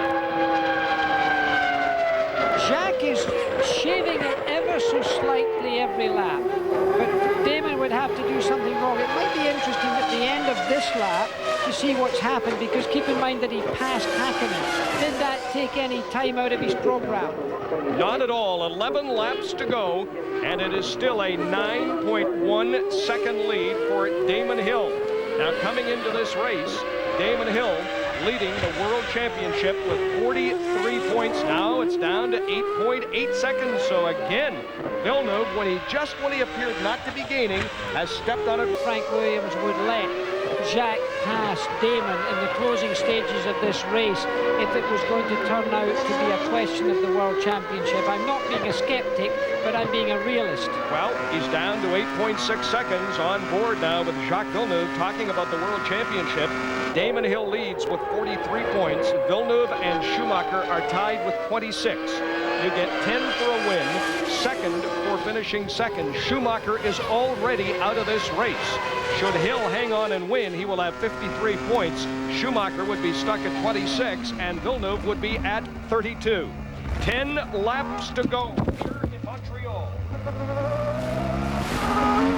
8.3 seconds now. Only 8.3 seconds between Villeneuve, the man you're looking at right now, and Damon Hill. He's got the pedal to the metal. And in front of his own crowd, shortly you'll start seeing the crowd reacting, willing him on, waving him on, potentially even cheering him on. I've seen that happen before in front of a national crowd. And certainly the focus of Canada right now is with us, if they're all at home looking at a Canadian attempting to race round his own circuit with his father's name, if you like, in this Canadian Grand Prix. Villeneuve has just done his fastest lap of the afternoon. He's within 8.2 seconds of the leader, Damon Hill.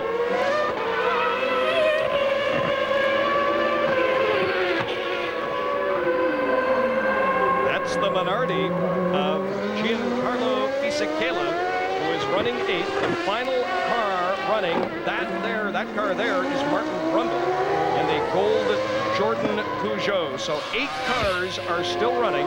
It's Hill leading Villeneuve, Alesi, Coulthard, Hakkinen, Brundle, Herbert, and Fisichella. 9 laps to go here in Montreal. Martin Brundle, a very experienced British driver. This is his 150th Grand Prix this time round. The most experienced driver in Grand Prix racing at the present time, has sadly never won a Grand Prix, and he's certainly not going to win this one today.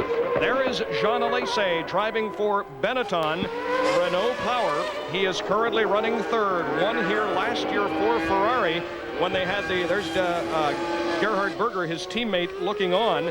Berger out of this race. I mentioned when Alesi won here last year for Ferrari, there were tremendous problems with crowd control as the crowd surged onto the start-finish area with some cars still to come. Now they say this year they have raised the fences here in Montreal, and that should not be a problem. Remember, the crowds surged on the track at San Marino. San Marino was fined $1 million US, $250 up front, and the other $750 will be forgiven if it does not happen next year. But Normand Legault, the race director, says there will be no repeat of last year here in Montreal. The fences are higher and stronger. Across the start-finish line comes the race leader, Damon Hill. We'll take one final break and return for the wrap of the race here in Montreal.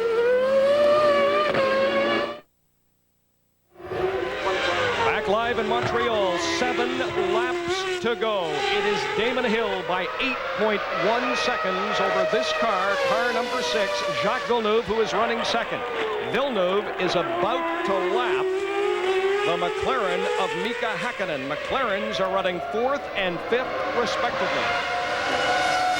And he gets an easy pass there. The superior power pulling out of that corner, right at the peak revs there for him. And there you see Jacques Villeneuve wrestling with the steering wheel. Hard work, heavy on the wrist, heavy in the forearms, heavy in the tops of the shoulders, and of course of the neck. And you see the flags waving, Canadian, Quebec flags. Here, this large crowd trying to urge on Villeneuve, who has now dropped 8.8 seconds behind the race leader, Damon Hill. And he may have lost another little bit on the overtaking maneuver of Häkkinen. As you recall, Damon Hill lost a little bit when he had to overtake Häkkinen also. 6 laps to go. Frank Williams and the brain trust of Williams Racing looking on. His cars look to be able to finish 1-2 here in Montreal. Jacques Villeneuve now 8.6 seconds behind. Still, for a rookie, an absolutely amazing season when you consider second in his first race in Australia, a victory at the European Grand Prix, and an almost certain podium finish here in Montreal. A fairy tale, no less than a fairy tale. I don't think in his wildest dreams he could ever have felt that that could be achieved in his first year in Formula One, but the man you're looking at right now has masterminded that. Frank Williams, a genius, a man who waited a long time for success. It hasn't come easy for Frank Williams. It's certainly come a lot more easy, if you like, for Damon Hill and Jacques Villeneuve, because both of those drivers should be very grateful they're driving Williams cars right now, because they are certainly overpowering the entire field. And this is the race leader, Damon Hill, now by 8.6 seconds over Jacques Villeneuve as he crosses the start-finish line. 5 laps to go here in Montreal. The shot from high, you see the big crowd. And down to the west end of Ile Notre Dame with 5 laps remaining comes Damon Hill. And it's interesting. Damon Hill and Jacques Villeneuve, both sons of great racers, of course, Gilles and Graham, but unlike the Unsers and the Andrettis, both losing their fathers at a very young age. Yes, of course, Jacques, the young man we're looking at now, lost his father tragically in a motor racing accident. Not so for Damon Hill. His father died in an aircraft piloted by himself, by Graham, at Elstree Airport on a very foggy night. And a sad day it was for all concerned. Both those drivers have recovered from that to become very mature in their own right and have put a label in motorsport that they can both be truly proud of.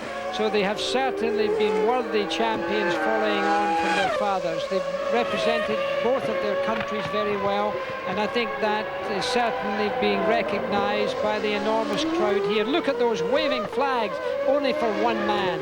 Those waving flags are for that Canadian, Jacques Villeneuve. Villeneuve running second as the dream rookie season continues for the young man born in Quebec, grew up in Monte Carlo, went to school in Switzerland. As Jacques Villeneuve comes down through the start-finish straightaway, there's the race leader, Damon Hill. 4 laps to go, and the gap between Hill and Villeneuve is 9.1 seconds. It is increasing. I think Jacques has now accepted the fact that he's going to be second, and he should not be ashamed of that. He's driven a wonderful race.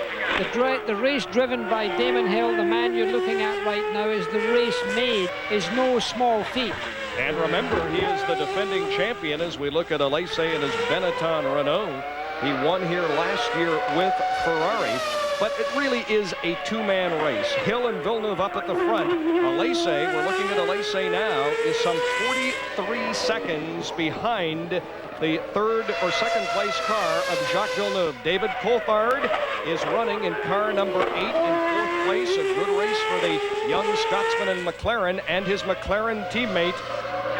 Mika Häkkinen is 5th. Martin Brundle is 6th, the last driver in the points. 3 laps to go here in Montreal. David Coulthard progressing well. The car, I think, was a little bit of a handful earlier in the season. I think now the combination of the engine and the chassis are definitely improving. And to be in the points, he will be grateful to finish 4th. I'm sure he's very happy with right now.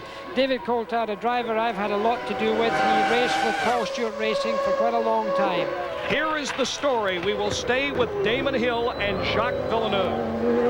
The gap down to 8.6 seconds, barring a miracle, barring some unforeseen incident.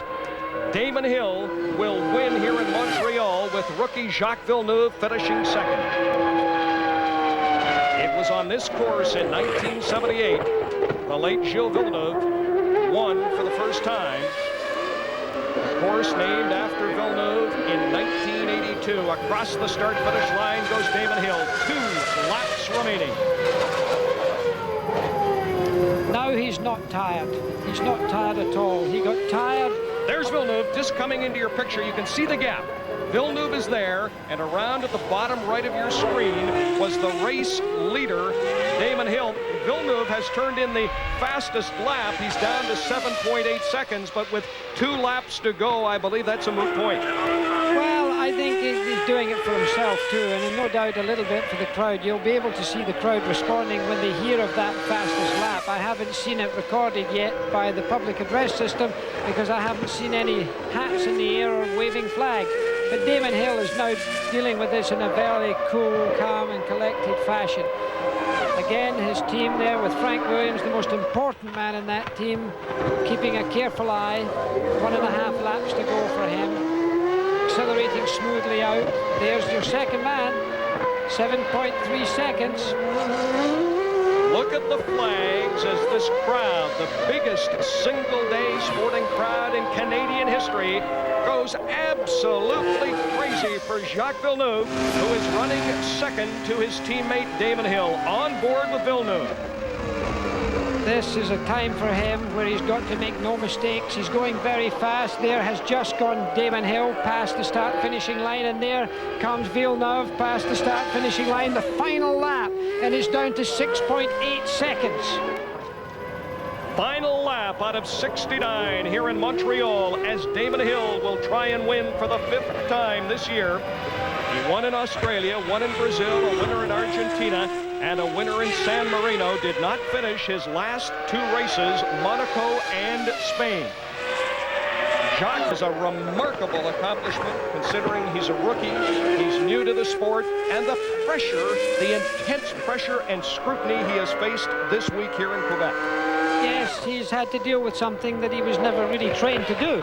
You can't be trained until you get exposed to that sort of thing. Damon Hill's been through that in Britain, and then you see both cars in the same frame there. There's Villeneuve going round the hairpin for this last time, 5.6 seconds behind. The flags are really going mad for him. They know it's the last lap. They know he's within vision of Damon Hill's car. There you can see Damon Hill coming down. That's Jacques. There's Jacques right there. There's Damon Hill. Now he's coming over to wave to his mechanics. There's Villeneuve just coming into the picture. Hill is first. Jacques Villeneuve has finished 2nd here in Montreal.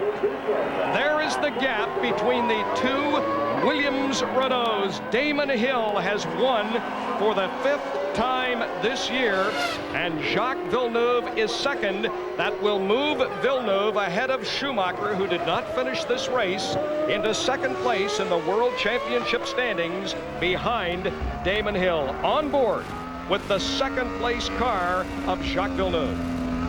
Tremendous feat by the Williams team, and there's Alessi still going around the circuit, still has not finished, still has not secured himself 3rd place. He's got to cross the finishing line before that occurs, so he will be, he's only a stone's throw away from it now. He could freewheel into 3rd place, a podium finish, waving to his mechanics. On the right-hand side there is the pit wall.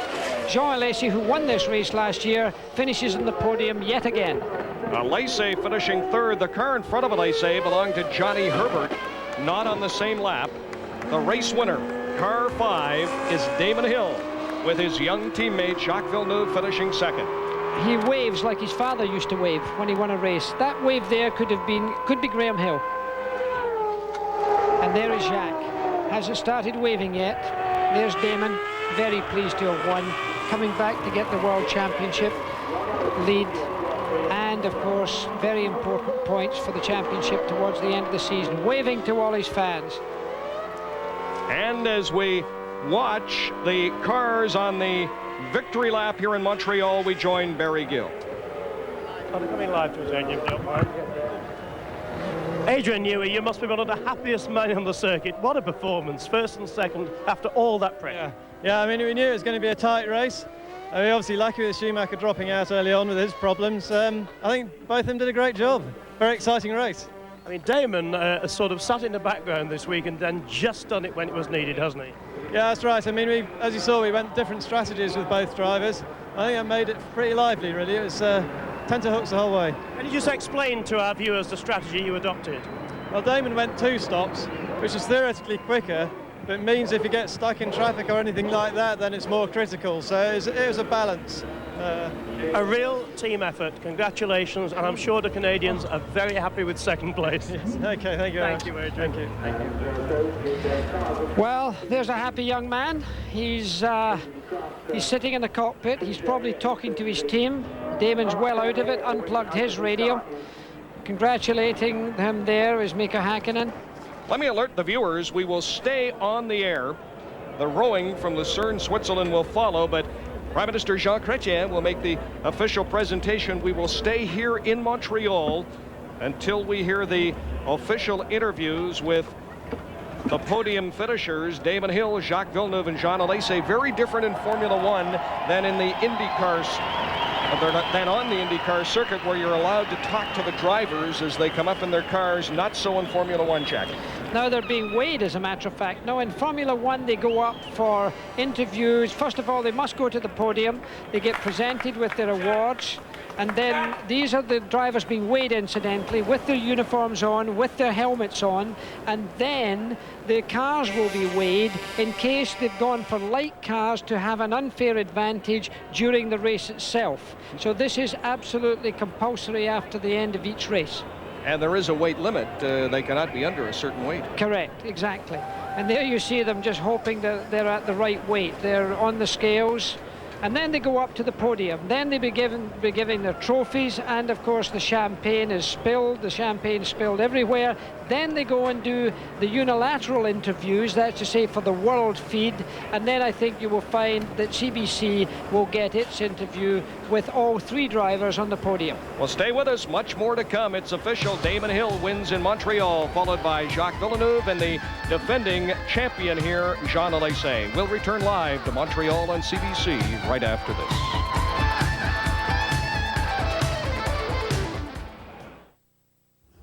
You'll find them on winning race cars from Indianapolis to... Back live in Montreal with Jackie Stewart and Barry Gill. I'm Brian Williams, Damon Hill, Jacques Villeneuve, Jean Alesi, David Coulthard, Mika Hakkinen, and Martin Brundle. The 6 drivers in the points. You get 10 for a victory, 6 for finishing second. So if we can hold this for just a minute, Villeneuve was tied with Schumacher coming into this race. Hill had 43 points. Schumacher did not finish. So Damon Hill now with a commanding lead over the defending world champion Michael Schumacher, and a big lead over his teammate Jacques Villeneuve. The constructors' standings, Williams, Renault, and it is a blowout. Ferrari won 2 weeks ago today, their first win of the year.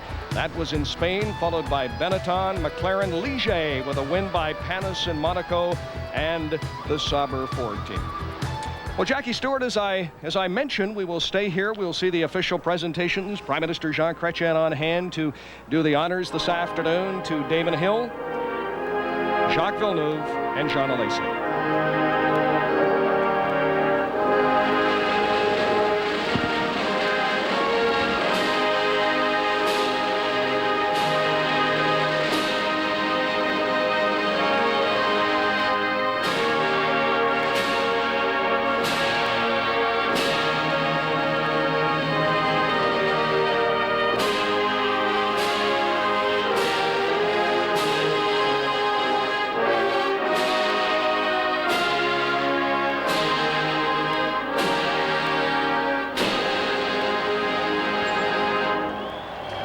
Damon Hill, the trophy to the winning driver Damon Hill will be presented by by the Right Honourable Jean Chrétien, the Prime Minister of Canada.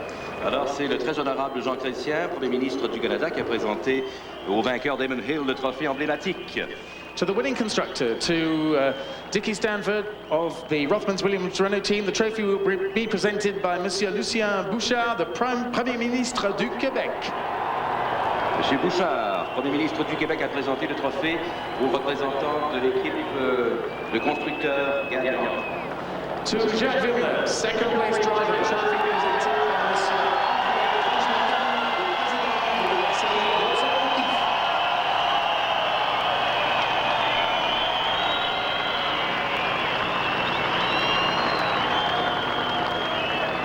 Et maintenant, au troisième sur le podium, Jean Vanissi, trophée présenté par Madame Nicole Pajot-Goyette, présidente Société du Parc des Îles.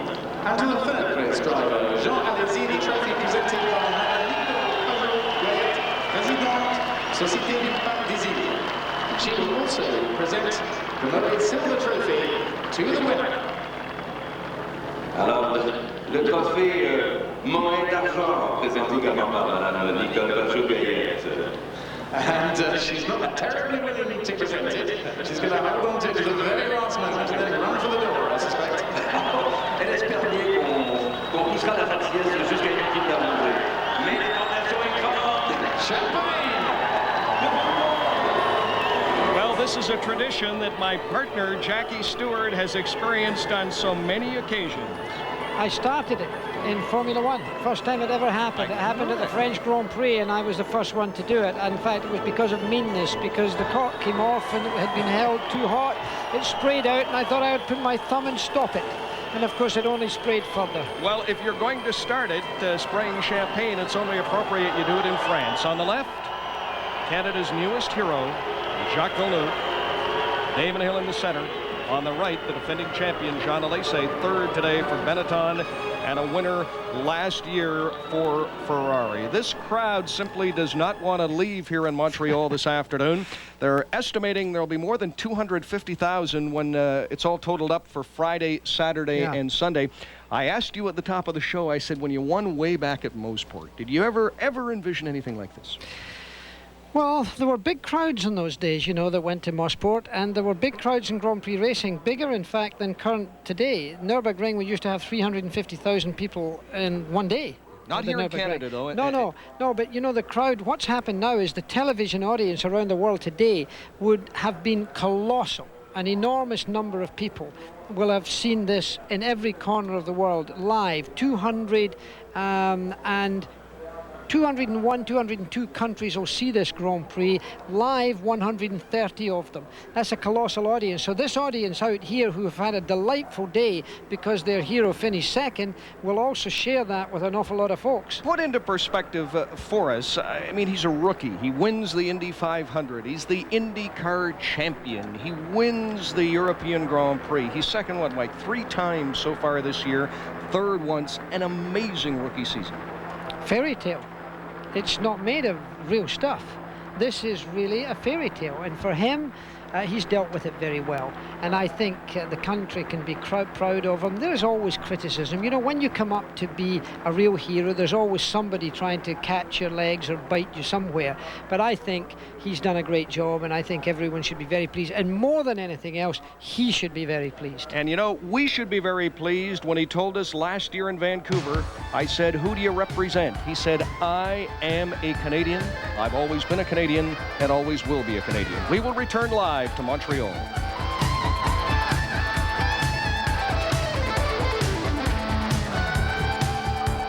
A better car. On Saturday, I had a huge crash because the brake failure, but I was a bit worried this morning because I was full of pain, but actually the third place is perfect for me for the moment. You've been second twice this season and third position twice this season. Can we expect a victory in the near future? Of course, you know what I'm looking for, win quite quickly, but I have great friends. I have to fight a lot, and it's like that for the moment. But I have a very good team working hard, and I believe it can happen. Well, Damon, we're halfway through the season. You're 21 points ahead. and you've got 5 victories out of 8 races. What can we expect at Manicourt and beyond? Well, I'm looking forward to the last part of the championship, or the next half. It's going to be very, very tight, and I expect a lot of challenges between now and the end of the season. But I'm really, really pleased for the moment to have won in Canada and put myself back on target and back on track. Gentlemen, thank you. Jacques, some thoughts on the race in your own language? La course s'est assez bien déroulée, la voiture était très rapide. Bon, malheureusement, avec le premier train de pneus, j'attaquais pas tellement dans les premiers tours pour faire attention aux freins, parce qu'on avait beaucoup plus d'essence que Damon. Mais les freins ont bien tenu et j'aurais pu attaquer un petit peu plus. C'était assez serré à la fin, mais bon, il me manquait quand même quelques secondes dans les derniers tours. And Jean, some thoughts from you? Bon, il est clair que je suis très content de cette 3e place. Surtout que bon, le prochain Grand Prix, c'est le Grand Prix de France. J'arrive sur un circuit où j'ai à mon tour le public qui m'attend. Donc vraiment, je suis motivé pour la fin du championnat et satisfait de ce résultat. Thank you.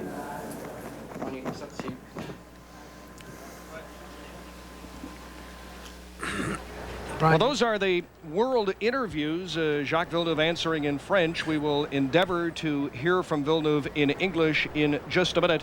You can see behind us people on the track. No problems with the crowd, though, as there was here last year. No, there was very good discipline. The organisers had obviously created the right security to keep the crowd back. There have been several Grand Prix in the last few years where there really has been great danger exposed to not only the crowd themselves but also the drivers.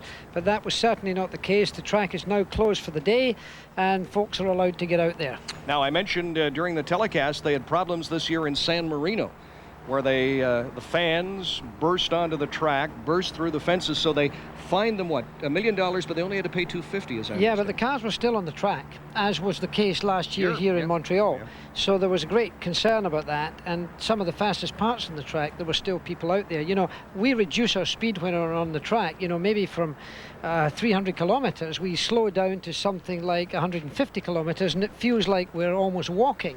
But at 150 kilometers, it's still very quick, and if you happen to have somebody run into you while crossing the track at those speeds, it's very dangerous for all concerned. So I think they did a good job today. All right, they've done a good job in crowd control. Stay with us, more to come. We will return live to Montreal on CBC. Damon Hill, the winner, Jacques Villeneuve finishing second on a magnificent afternoon in Montreal.